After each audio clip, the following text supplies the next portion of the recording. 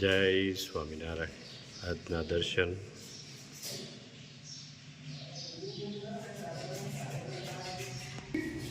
જય ગજાનંદ ગણપતિ મહારાજ, જય કષ્ટભંજન દેવ.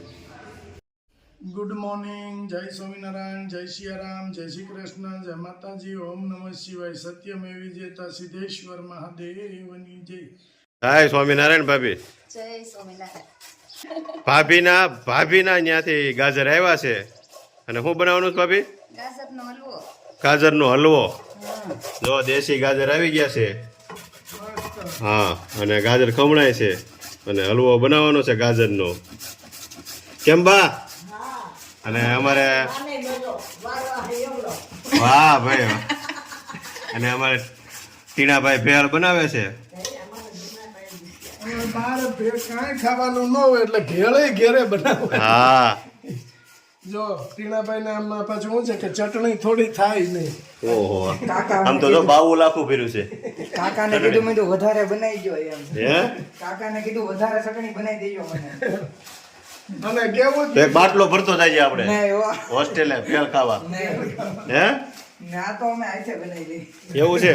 તૈયાર આવે ને પડી ગઈ. હા હા, એવું ક્યાંક કરવું પડે પછી. ત્યાં તો હું અલાઉડ ન હોય એટલે એવું ખાવું પડે પછી. ભાભી શું વાત છે? ભાભી આવ્યા તા બાને મેકવા, હા, પછી તબિયત બરાબર નથી. મોટા ભાઈ કે હાવ રેડી થઈ જાય તઈ આવવાનું, નકર ભાભી ના વયું જવાનું હતું. હે ભાભી, હવે રોકાઈ જાવ. તો જાવું પડે ને. હવે રોકાઈ જાવ હમણાં. હા, એ કે તબિયત સારી થઈ જાય ને તઈ આવજો. ત્યાં સુધી કોઈ આવતા જ નહીં.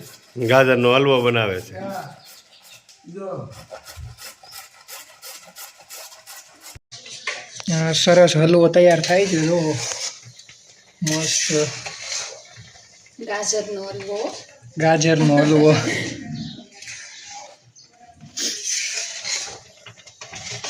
ભરપૂર માત્રામાં દૂધ નાખ્યું છે. દૂધમાં જે તૈયાર થાય છે. વાહ, હજી તો છેડો નથી. કા સુગંધ આવે.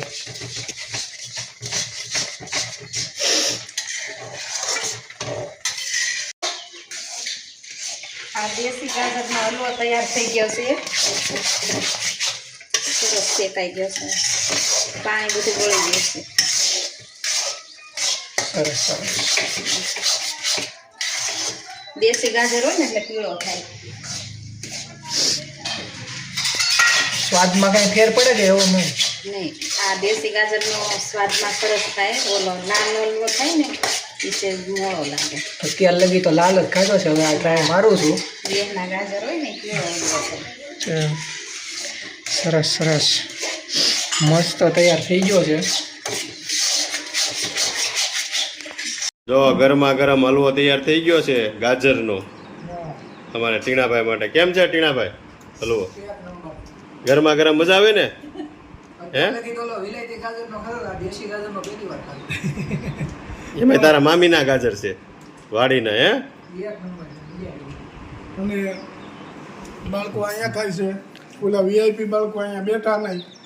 જગ્યા જ નથી અંદર. ક્યાં બે બાળકો? પછી એક બાળક લઈ ગયો છે આમ ડીશ ઝૂલે બેહવા. એને ઝૂલે બેઠા બેઠા જ ભાવે. હા, કેમ બનાવ્યો છે હલવો ગાજરનો? હે, કઈ ઘટે જ નહીં. જો આ તારા પપ્પાની ડીશ તૈયાર થઈ ગઈ છે, અમારી ડીશ તૈયાર થઈ ગઈ છે. પેલા થોડો થોડો નાસ્તો કરી લઈ. હોલી ચલાલામાં શરૂઆત થઈ ગઈ છે. પ્રગટાવી દીધી છે.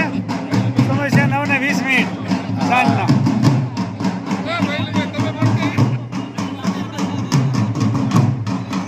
જો બધા દર્શન માટે હા, આવે. શરૂઆત થઈ ગઈ છે હોળી. હા, ઝાડ કઈ બાજુ કઈ? હજી તો વાર છે.